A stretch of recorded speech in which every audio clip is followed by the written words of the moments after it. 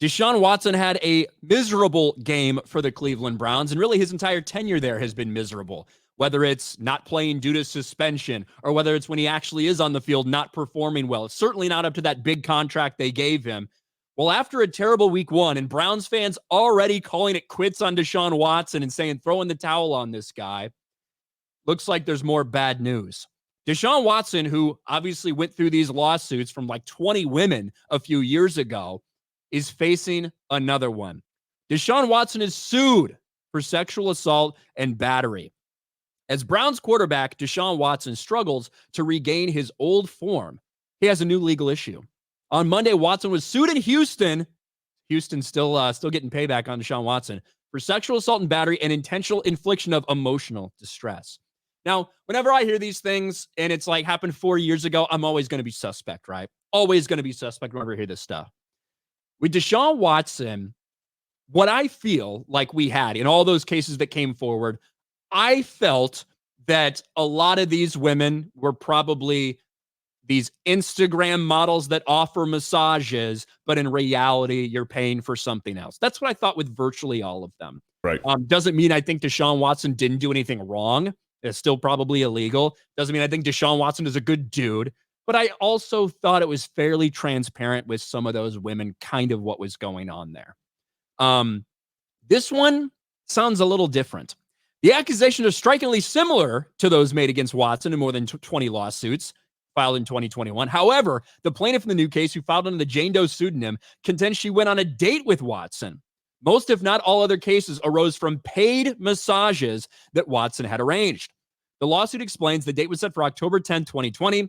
Watson, per the lawsuit, was initially unable to find her apartment. He called her and allegedly began aggressively yelling and screaming and stating he could not find her apartment and that he doesn't have time for this. The lawsuit then contains the following allegations.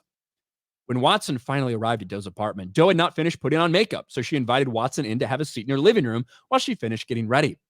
As she was putting on makeup in her bathroom, Doe left the bathroom door open and attempted conversation with Watson, trying to ease the tension from the angry outburst. Jane Doe quickly began to believe she was talking to herself because Watson wasn't responding. Jane Doe came out of her bathroom to investigate Watson's silence and shockingly found him completely naked on her bed, lying face down on his stomach. While Jane Doe stood there in shock, Watson turned his head and aggressively insisted she massage him, gesturing to his buttocks. Jane Doe asked if Watson meant he wanted her to massage his back, but Watson indicated it was his buttocks he wanted massaged.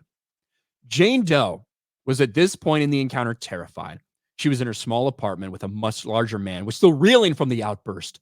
Doe thus tried to appease Watson by rubbing his back. Well, just say fucking get out of there. That's what I would do if I was in this situation.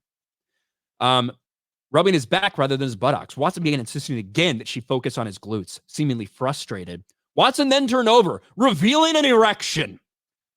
Watson continued to demand that Jane Doe massage him, gesturing from his knees to his groin. Jane Doe froze in fear, unsure of how to refuse Watson's advances without jeopardizing her safety. Confused and scared, she reiterated she wasn't a masseuse. Watson asked her what she wanted to do instead. Before Jane Doe could answer, Watson grabbed Jane Doe's leg, positioned her so she was lying down. Watson then partially disrobed Jane Doe and penetrated her vagine without consent, implicit or explicit.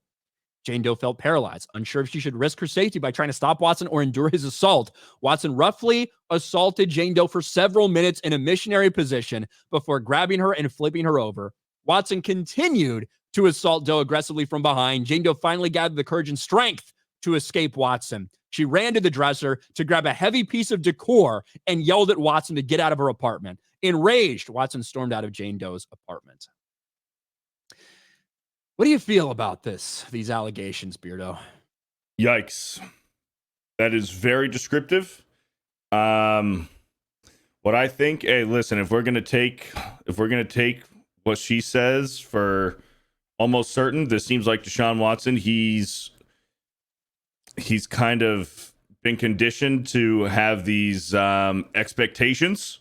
He thinks that he's popular enough and successful enough that he's continuously had these interactions before where things have gone somewhat well for, going his way. He thinks that since he's a professional football player and popular, that this is just kind of the norm and that he can get away with it. And it's very alarming and concerning. But like you said, this is 4 years after the fact. Why didn't she say something then? But then there's trauma. Who fucking knows, man? Who knows? But for how descriptive she was, that's scary, man. That's not a good look. You know, like I said, when you look at everything that happened before, Deshaun Watson was doing this with a lot of where he was getting massages. Really, he was trying to get fucking tugged off, or he was trying to fuck these women. That's what was happening very clearly. Probably people on Instagram offering massages, which, like, come on, we know what was going on. The fact that he was doing this, all these things that happened before, it was revealed that he was using like the Texans hotel room to do these things. There's a lot of fucked up shit that happened with all of that. In those first couple accounts, I felt like a lot of those women who were massages kind of knew what they were getting into. This one feels a little bit different than that. I am never in the believe all women without any evidence category. That's never me. But I do think we have a pretty disturbing pattern in history for Deshaun Watson. But at this point in time, I think this story is almost secondary as brutal. If it was all true, if all this actually happened, it's almost secondary to what he's doing on the field. Deshaun Watson sucks. Deshaun Watson is bad. Deshaun Watson should not be the starting quarterback for the Cleveland Browns, despite how much money they're paying him. They might feel blessed if a suspension ends up coming down, because this could result in another penalty from the NFL. This is a different situation than those initial ones. This could result in another investigation and another punishment for Deshaun Watson.